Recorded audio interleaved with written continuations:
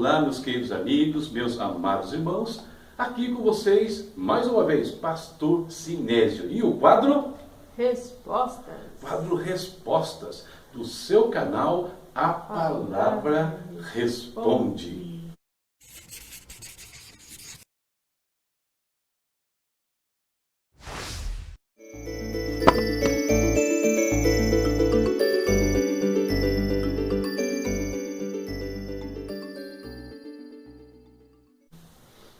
Muito bem, temos uma pergunta muito legal hoje para compartilhar aqui com vocês e farei isso dentro de alguns instantes. Antes de falar sobre a pergunta, quero fazer aquele momento parceria de sempre. E lembrando dos nossos parceiros, quem são eles, queridos? Ebenezer Contabilidade. Olha só, nós estamos em dia de entrega do imposto de renda. Começou já, a Receita Federal liberou o programa, o prazo é dia 30 de abril, e não seja um brasileiro, entregue antes, já prepara os seus papéis, e precisa de ajuda, precisa de assessoria, Ebenezer Contabilidade. Você fala ali, que ouviu a propaganda aqui no nosso quadro Resposta, no canal A Palavra Responde, do Pastor Sinésio, e o Anderson vai te dar um atendimento ali, perfeito, ele e a sua esposa, a Thaís. E tem uma promoção lá que você pode até baixar o custo para fazer a sua declaração de imposto de renda. Dá uma olhadinha lá, o endereço está aqui, ó. Veja lá e não deixe escapar o prazo aí do leão, hein? Olha lá.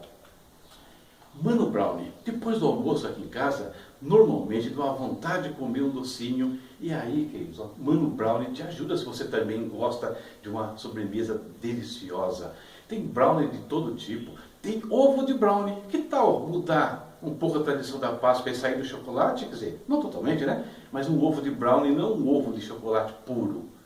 Que tal um bolo de brownie? Sabia que ela faz também? E tem até o Roccan Brownie. Enfim, delícias de brownie aí para você e sua família. E por último aqui, VNC Studio. Tratamento de áudio, de vídeo, se você precisar em termos de imagens, VNC Studio pode te ajudar. Esses são os nossos parceiros que nos ajudam dia a dia. E tem pergunta hoje, dona Silvana? Tem pergunta. Tem pergunta. Ela vai ler para nós a pergunta de hoje, e é um assunto bem interessante e até um pouquinho complicado e delicado. Olha só o que nos mandaram. A pergunta hoje é da Juliana Cimento. Como pode um espírito maligno ser enviado por Deus? Trata-se de uma permissão ou ele enviou de fato? Está baseado nos textos de 1 Samuel e Juízes, a pergunta dela. Há 2 semanas, nossa pergunta tinha a ver com a geologia. Na semana passada com gastronomia. E hoje? Hoje tem a ver com os espíritos malignos, tem a ver um pouco aí com esoterismo e coisa dessa natureza, Mas, vamos lá. A Julia baseou a sua pergunta em 2 textos, um de Samuel e outro de Juízes. Vamos ler os textos, que é importante então para a gente embasar onde que ela estava ali lendo as escrituras quando surgiu essa dúvida. Vamos lá. 1 Samuel 16,14, Silvana, nos ajudar. O Espírito do Senhor se retirou de Saul, e um espírito maligno, vindo da parte do Senhor, o atormentava. Olha só, o texto parece muito claro, Olha o que ele diz aqui, Um espírito maligno vindo da parte do Senhor. É aí que um dos versículos, então, que vai gerar essa dúvida. E o segundo texto, Juízes 9:23. Fazia 3 anos que Abimeleque governava Israel, quando Deus enviou um espírito maligno entre Abimeleque e os cidadãos de Siquém, e estes agiram traiçoeiramente contra Abimeleque. De novo, temos aqui, quando Deus enviou um espírito maligno. Então, baseado nesses 2 textos, surge então a pergunta da Julia. Deus manda um espírito maligno? Ele manda isso de fato ou apenas uma permissão dele? Ok? Vamos falar sobre este assunto. E para responder esse assunto, eu queria embasar em 3 premissas importantes. Vamos lá. A primeira premissa, a teologia judaica. A segunda, as leis espirituais. E a terceira, a hermenêutica. Então, a teologia judaica, as leis espirituais e a hermenêutica. Você vai explicar o que é hermenêutica ou não? Você vai explicar o que é hermenêutica? Que bicho é esse? Vamos falar sim. Calma, eu vou explicar, pastora Silvana. Eu vou explicar para o nosso povo aí o que é hermenêutica. Alguns sabem. Teologia judaica. Por que precisamos pensar na teologia judaica antes de responder a pergunta? Pelo seguinte, queridos. Nas palavras de Norman Champlin, você não sabe quem é o Champlin, ele é autor do Novo Testamento Interpretado, Velho e Novo Testamento, aquela coleção grandona. Eu não sei se a câmera está pegando, mas está bem no cantinho ali, né, aqui da minha biblioteca. Ele fala o seguinte, ó, a teologia judaica era débil quanto às causas secundárias. Assim sendo, todas as coisas eram conferidas a Deus, incluindo fatores que hoje dificilmente atribuiríamos a Deus.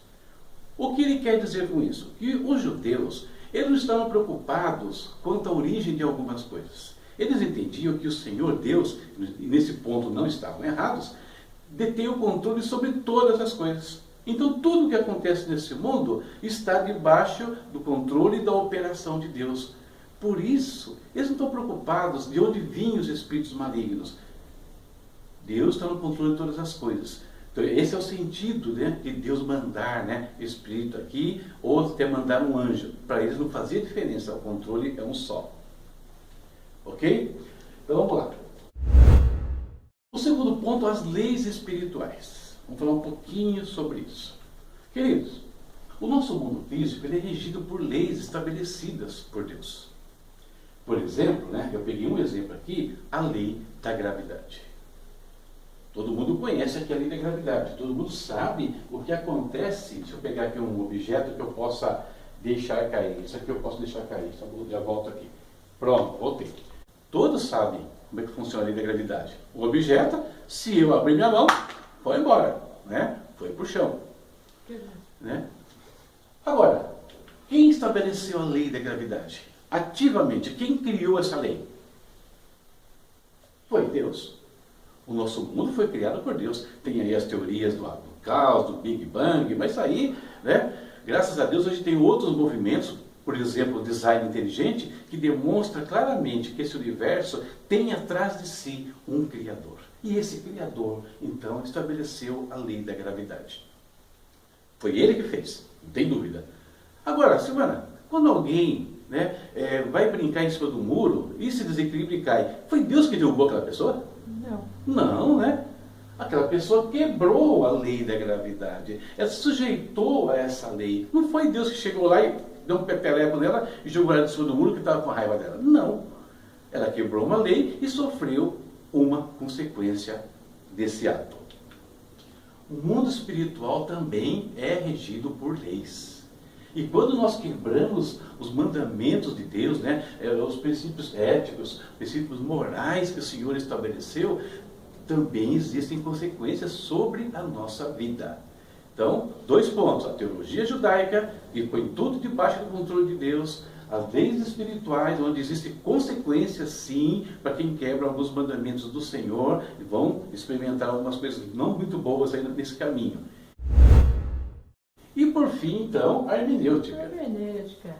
A pastora Silvana aqui quer saber se eu ia explicar. Que bicho é esse? O que é a hermenêutica? A pastora Silvana vai ler para vocês o que é a hermenêutica. Aqui, ó. A hermenêutica é a ciência da interpretação de textos escritos de acordo com regras e princípios cientificamente formulados. A hermenêutica é uma ciência, portanto, ciência da interpretação de textos antigos. A hermenêutica, é importante dizer, não é uma disciplina teológica. Okay? Não foi criada pela igreja. É uma ciência que estuda documentos antigos. E que, por essa causa, pode ser aplicada assim às escrituras. No sentido de interpretar o que foi dito no texto ali, ela tem princípios muito importantes. Quando aplicada à teologia, nós podemos pensar em pelo menos 12 princípios que devem ser observados na hora de interpretar o texto. Vou citar para vocês aqui apenas 4. Silvana, me ajuda aí, lendo esses 4? Primeiro, denomina-se princípio da unidade escriturística. Sobre a inspiração divina, a Bíblia ensina apenas uma teologia. Não pode haver diferença doutrinária entre um livro e outro. Olha que interessante. A teologia da Bíblia tem que ser uma só. Ou seja, a hora de interpretar um texto do Antigo Testamento, como esses que a Julie apresentou, eu não posso destoar do que o Novo Testamento fala, qualquer outro livro da Bíblia fale. Eu tenho que seguir uma linha única. Segundo, deixe a Bíblia interpretar a própria Bíblia. é importante, busque a interpretação da Bíblia no seu contexto. Terceiro, o texto deve ser interpretado através de conjunto das Escrituras e nunca através de passagens isoladas. a Juliana nos fez uma pergunta baseando-se em apenas 2 versículos. Um, no capítulo 16 de Samuel, 16 ali, né? E o 1, no capítulo 9 de Juízes. Nós não podemos interpretar olhando apenas para esses versículos. Nós temos que olhar para todo o contexto do evento. E último, sempre ter em vista o contexto. o contexto. Eu tenho que olhar o todo, né, na questão. Então vamos lá. Então, queridos, de posse, né, dessas 3 informações, da teologia judaica, das leis espirituais, dos princípios hermenêuticos, vamos analisar agora os textos, mas saindo de um único versículo e analisando o contexto geral. O caso de Saul, primeiro, querido, olha só. Vamos ver que o caso de Saul é marcado por uma degeneração espiritual desde o primeiro instante que ele começa a andar com Deus. Logo depois que Saul assume o governo de Israel, ele entra num processo de declínio. Por exemplo, ele tinha que ter esperado Samuel para fazer os sacrifícios. Antes dele ir para partir para uma batalha, ele não esperou. Impaciente, ele mesmo tomou, né, as rédeas ali e ofereceu o sacrifício, o que não era permitido a quem não fosse um levita. Aliás, a lei previa a morte para quem fizesse esse tipo de ação. Olha o que Samuel falou para ele. Disse Samuel: você agiu como tolo, desobedecendo ao mandamento que o Senhor seu Deus lhe deu. Se você tivesse obedecido, ele teria estabelecido para sempre o seu reinado sobre Israel. Mas agora seu reinado não permanecerá. O Senhor procurou um homem segundo o seu coração e o designou líder de seu povo, pois você não obedeceu ao mandamento do Senhor. Saul quebrou o mandamento de Deus, ou seja, ele violou uma lei espiritual. Aguardando esse ponto, esses pontos são muito importantes. Depois Saul desobedeceu ao Senhor no caso dos amalequitas. Lembra do caso dos amalequitas? Os amalequitas, aquele povo que atacou Israel lá no deserto, e o Senhor disse que vingaria o que eles fizeram contra Israel. Muito bem, aí Deus escolhe Saul para executar essa ação e manda Saul até o reino de Agag, né, o rei dos amalequitas, para ele então exterminar os amalequitas. Saul obedeceu? Não, Saul não obedeceu. E de novo Samuel repreendeu ele da seguinte forma. Samuel, porém, respondeu: acaso tem o Senhor tanto prazer em holocaustos e em sacrifícios, quanto em que se obedeça à sua palavra? A obediência é melhor do que o sacrifício, e a submissão é melhor do que a gordura de carneiros. Pois a rebeldia é como o pecado de feitiçaria, e a arrogância como o mal da idolatria. Assim como você rejeitou a palavra do Senhor, ele o rejeitou como rei. Ou seja, aqui Saul estava quase chegando ao fundo do poço, infelizmente. Então, depois de um longo processo degenerativo, o que a gente vê? Né? Que Saul entra nesse processo de se afastando da presença de Deus, desobedecendo a Deus, e é só nesse caso que se manifesta então o espírito maligno da parte do Senhor. Depois de um processo de degeneração espiritual, vai aguardando esse ponto também. Agora, queridos, vamos ver o caso de Abimeleque, tá bom? Abimeleque, vamos começar já lendo os textos. Começando. Logo depois que Gideão morreu, os israelitas voltaram a prostituir-se com os Baalaíns, cultuando-os. Ergueram Baal-Berit como seu Deus, e não se lembravam do Senhor, do seu Deus, que os tinha livrado da mão dos seus inimigos em redor. Também não foram bondosos com a família de Jerubaal, isto é, Gideão, reconhecendo todo o bem que ele tinha feito por Israel. Olha só, de novo estamos diante de um processo de degeneração espiritual. De novo. E termina dizendo que eles não foram bondosos para com Gideão. Por quê? Se você ler o texto, você vai ver, e até depois a gente vai confirmar isso aqui. Depois que Gideão morre, eles matam os 70 filhos que Gideão tinha. Exterminaram a família de Gideão. Não foram bondosos, se lembraram de tudo que ele tinha feito por Israel. Aí depois, então, disso tudo, o que acontece? Fazia 3 anos que Abimeleque governava Israel, quando Deus enviou um espírito maligno entre Abimeleque e os cidadãos de Siquém, e estes agiram traiçoeiramente contra Abimeleque. Isso aconteceu para que o crime contra os 70 filhos de Jerubaal, o derramamento de sangue deles, fosse vingado em seu irmão Abimeleque e nos cidadãos de Siquém, que o ajudaram a assassinar os seus irmãos. Olha só que situação terrível, né? Então, degeneração espiritual que se manifesta aqui em assassinato, né? E assassinato coletivo, né? Exterminaram a família inteira. Então, percebam, queridos, que também aqui nós temos a manifestação do espírito maligno enviado, mas em resultado de degeneração espiritual, só nessa situação. Ok? Então, são pontos importantes para a gente entender as duas passagens. A vontade de Deus foi quebrada em ambas as situações. E o que eu acho interessante é que as duas situações são muito semelhantes. Você percebeu isso? Nós temos aí 2 líderes de Israel, né? 2 governadores, responsáveis pela degeneração espiritual de toda a nação. Eles vão provocar isso. E eles são alvos de espíritos malignos por conta das suas atitudes, por conta da forma como já trataram a Deus, né? E os seus mandamentos. A chave para a gente compreender isso, então, para mim, está no Novo Testamento. Está numa passagem onde Jesus fala com os fariseus que o criticavam ali por causa das obras que ele realizava e o acusam de realizar as suas obras por o poder de Satanás. Aí Jesus repreende os fariseus e numa parte da fala dele, ele diz o seguinte: quando um espírito imundo sai de um homem, passa por lugares áridos procurando descanso e não encontra, e diz: voltarei para a casa de onde saí. Chegando, encontra a casa desocupada, varrida e em ordem. Então vai e traz consigo outros 7 espíritos piores do que ele, e entrando passam a viver ali. O estado final daquele homem torna-se pior do que o primeiro. Assim acontecerá a esta geração perversa. Olha só, o que ia acontecer com aquela geração perversa que questionava Cristo ali, que pedindo sinais, né, blasfemando dele, eles teriam essa ação, né? Eles que haviam sido o povo de Deus, que conheciam a Deus, tinham os mandamentos de Deus, quebraram tudo isso, rejeitaram o Messias, então seriam visitados, né, também por espíritos malignos.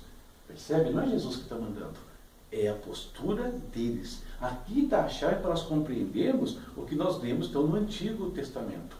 Espíritos malignos se manifestando por conta da degeneração espiritual de pessoas que conheciam a Deus, que abandonaram os mandamentos de Deus, e aí, quando o Espírito de Deus se retira da vida deles, abre espaço para manifestação livre, né, de Satanás, dos demônios e coisa dessa natureza. Então, queridos, a manifestação de espíritos, ela é resultado da degeneração de um indivíduo que um dia foi liberto ou de um indivíduo que estava na presença de Deus e se afastou deste lugar. Fechando aqui, então, o raciocínio, né, sobre a pergunta que foi feita hoje. Sabendo que a Bíblia tem apenas uma teologia, como nós vimos. Usando aqui a Bíblia como nós usamos para interpretar a própria Bíblia. Não interpretando o versículo isoladamente, mas dentro do contexto da passagem. E analisando todo esse contexto, então nós podemos observar que Deus não envia espíritos malignos. Tá? Eles são uma decorrência do afastamento do homem da presença de Deus e, consequentemente, do afastamento do Espírito Santo de sobre a vida deles. Essa é o que as Escrituras nos ensinam sobre esse processo. Não é Deus que está enviando. Eles vêm em decorrência de uma quebra de lei. Quando o Velho Testamento fala que Deus está enviando, vamos lembrar da teologia judaica, que para eles Deus está no controle de todas as coisas, então tudo passaria ali pelas mãos de Deus. Não é uma permissão. Tá? Não é uma permissão, porque a permissão se dá em casos diferentes. Por exemplo, temos a permissão de Deus em relação a espíritos malignos no caso de Jó, mas não é de destruição. Percebeu que não era destruição maligna ali, de possessão, não tinha nada disso. Era só um ataque. E que depois foi revertido, inclusive. Então, é isso. Deus não envia, Deus não permite, né? Isso acontece na vida daqueles que abandonam ao Senhor. Principalmente daqueles que, como nós vimos, um dia foram libertos, já estiveram com o Senhor e se voltam contra aquele que os libertou. Certo? Essa é a resposta do A Palavra Responde nesse dia. Eu espero que abençoe a sua vida e que traga esclarecimento ao seu coração. Pastora, alguma coisa gostaria de acrescentar? Pensando no texto, ainda fica, mesmo dando toda essa explicação, fica a dúvida com relação a que o texto diz, né? Deus enviou, né? Deus enviou. Então, com toda essa explicação e com a ajuda do Espírito Santo, venha clareza na mente de todos, né? Para compreender a forma como a coisa está escrita e a forma como a coisa de fato acontece, né? Que o Espírito Santo de Deus venha trazer ainda mais esclarecimento, além daquilo que já foi falado. Ok. Lembra desses pontos que eu coloquei para vocês, né? Assiste de novo aí, pessoal da teologia judaica, como é que os judeus veem isso aí direitinho, isso ajuda a gente a entender, tá bom? Então, Deus abençoe a todos, abençoe a sua casa, a sua vida e a sua família, tá? E até a próxima semana com mais uma resposta. Tem dúvidas? Manda pra gente. Como? Pode colocar aí no comentário do vídeo, pode acessar o meu site, tem lá consultas bíblicas e teológicas. Você clica ali e vai mandar sua pergunta pra gente. Também pode usar minhas redes sociais. Enfim, tem dúvida? Fala com a gente e a gente vai orar e tentar responder da melhor maneira possível. E a melhor maneira é sempre de acordo com a palavra de Deus, porque ela, a palavra, responde. Até a próxima, se Deus quiser.